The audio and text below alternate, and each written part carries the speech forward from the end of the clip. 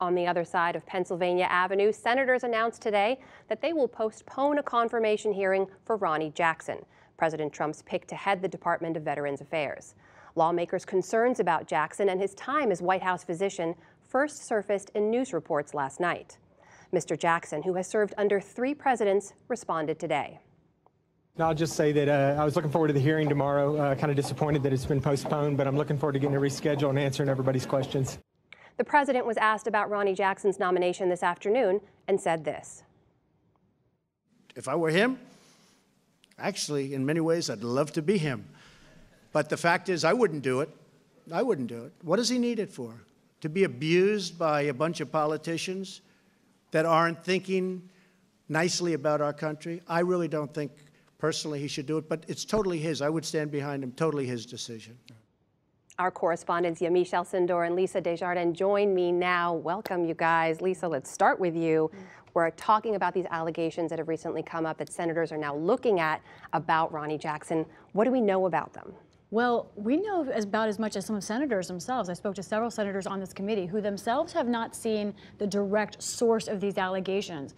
The committee chairman and ranking member apparently have seen them. Also, Senator Sherrod Brown of Ohio, who told me and other reporters that this involves double-digit numbers of people who know Mr. Jackson and are military or not, or former military. Now, we know what Mr. Jackson said to one senator he met with today. That's Senator Moran of Kansas. Senator Moran told us that one allegation is refuted, or that he denies, says he's never had a drink on the job. That from Mr. Jackson today. But the rest of it is very murky. And I think in top of these kind of unknown allegations that we haven't seen yet, there is probably even larger concern still about his level of experience, that this is a man who has not run a large organization yet. So where does his nomination stand right now? We saw he's been meeting with senators on the Hill. What is he saying to them? There is very serious concerns on the Hill, but the senator he met with today, again, Moran of Kansas, told me that he saw a man who was confident, who said he wants this job, that he is looking forward to a confirmation process. But we don't know when that's going to start, because hearing now delayed, probably will not happen this week, Amna, and the Senate is on recess next week. So that's 2 weeks of time that could be either good or bad for Mr. Jackson. Yamiche, this is the man who was President Trump's personal pick for this spot. What do we know about what the president believes, especially based on what we just heard him say there about Ronny Jackson's nomination? It was really hard to watch that press conference and not think that the president was trying to speak directly to Dr. Jackson and drop him a hint that, hey, maybe you should back out of this. He said specifically, I told him, hey, this is really going to be hard. Do you really want to go through with this? Aren't there other things you could be doing? If this was me, I would probably back out. Those are all signs that he's probably telling him, hey, you should really bow down. But I should say that the president lauded his doctor.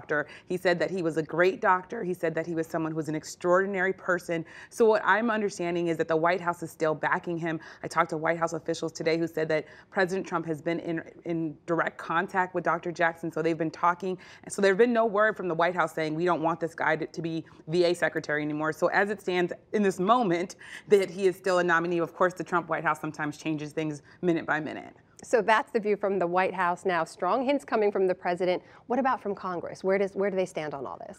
You know, I think there are real doubts about this nominee, but I was surprised. I heard from several Republicans who have met with him who said he is more impressive in person, that he comes across as confident, he comes across as someone who wants this job, and he makes a pitch that he is nonpartisan and that he's connected to veteran group as an admiral, as himself a veteran, that they actually found appealing. There's a lot of skepticism about him, but in person, apparently, he's doing well, at least for now. Yamiche, it does raise the question about the vetting process at the White House, right? Why some of these allegations that are coming out in reports now didn't come up sooner. What do we know about that process, especially based on what past nominees have been through? Well, the first thing I should say is that a lot of people say that this White House's problem started November 11th, 2016, when President Trump fired Chris Christie, who was heading up the transition team. The reports say that Chris Christie had a long list of people who were really experienced in different agencies, and then once the president let him go, that things kind of went awry.